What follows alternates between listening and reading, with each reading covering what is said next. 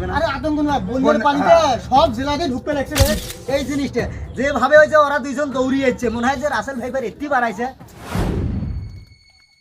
এই লেখা তোর এর মধ্যে তাড়াতাড়ি পরিষ্কার করা লাগবে রে, বেলা তো গেল।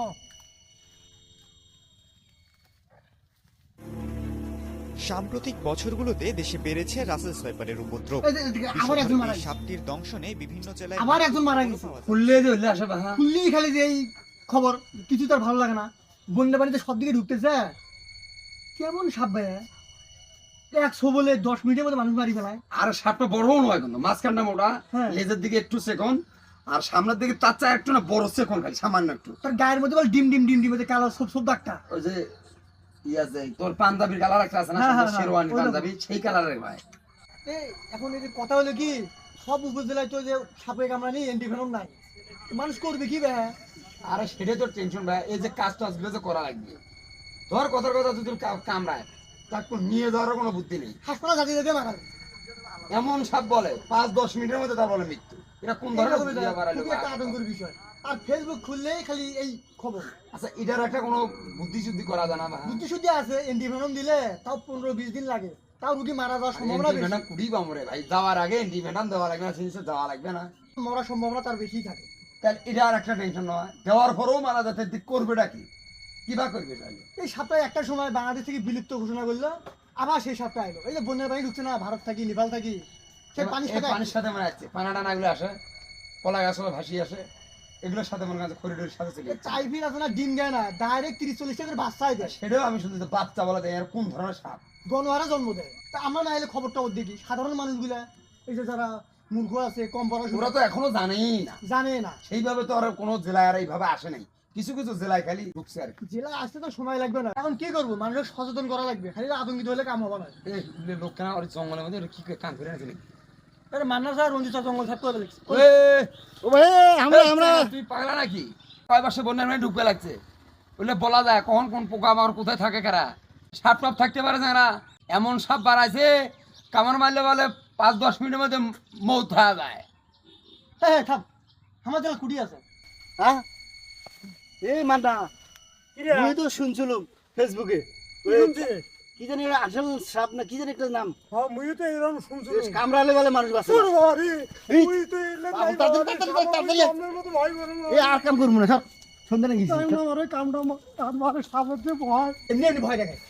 আরে এমনি নয় হে, কাম করবে শুধু এমনি আতঙ্কের মধ্যে আছি। তুই কি সাপের কথা বলুন জানি, মরে নাই সাপটার কথা। আসলে কি জানি সাপ করি কয় কি সাপ ওটা? তা তো জানাম না। আরে আসল নয় রে বাবা, রাসেল ভাইবার, রাসেল ভাইবার। তোমরা কান্না জানেন ভাইবার, এই সাপ জম্মের মতো ভয় করি আমি বাবা রে। এটা মানে কামড়ালে মানুষ বাঁচে না, এই জঙ্গলের মধ্যে আর কাম করবে না।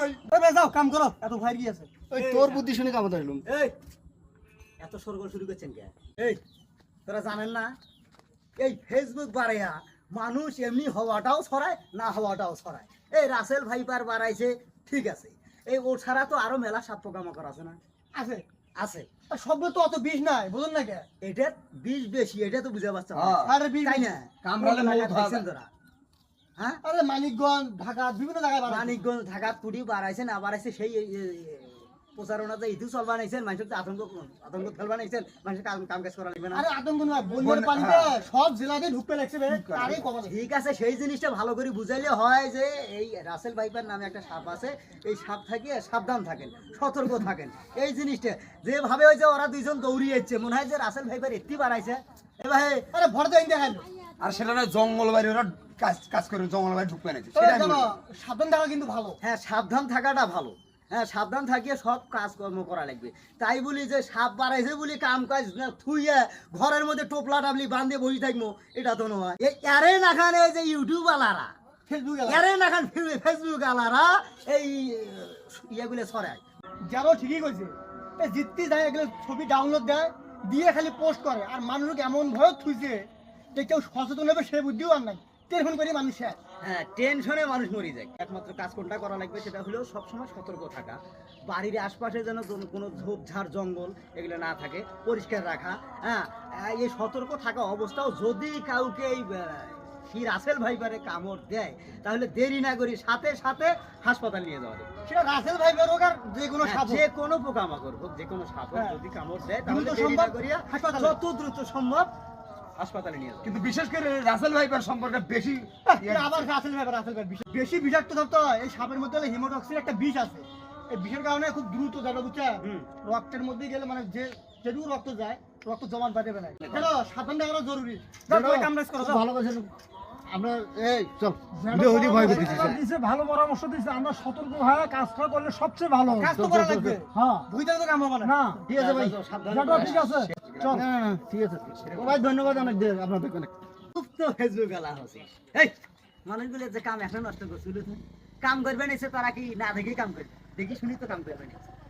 হ্যাঁ, এইভাবে কোনোদিন মানুষের আতঙ্ক ফেলাবো না। সতর্ক কর, কিন্তু এমন সতর্ক করিস না যে মানুষ আতঙ্কে মরি যায়। যারা তবে ফেসবুকে পোস্ট দেওয়াটাও দরকার, কারণ সাপটা তো দেখা লাগবে কেমন দেখতে, মানুষ যদি না বোঝে, হুম, তাই না? ঠিক আছে। কিন্তু এতে বিভিন্ন কথা লেগে আরো বেশি ভয় দেখা। যাবো তবে সাবধান থাকি আমরা সবাই। সবাই বন্যা বাড়ি সবারই সবাই সাবধান থাকা দরকার। আমরা চাই যাতে না আসুক, ঠিক আছে।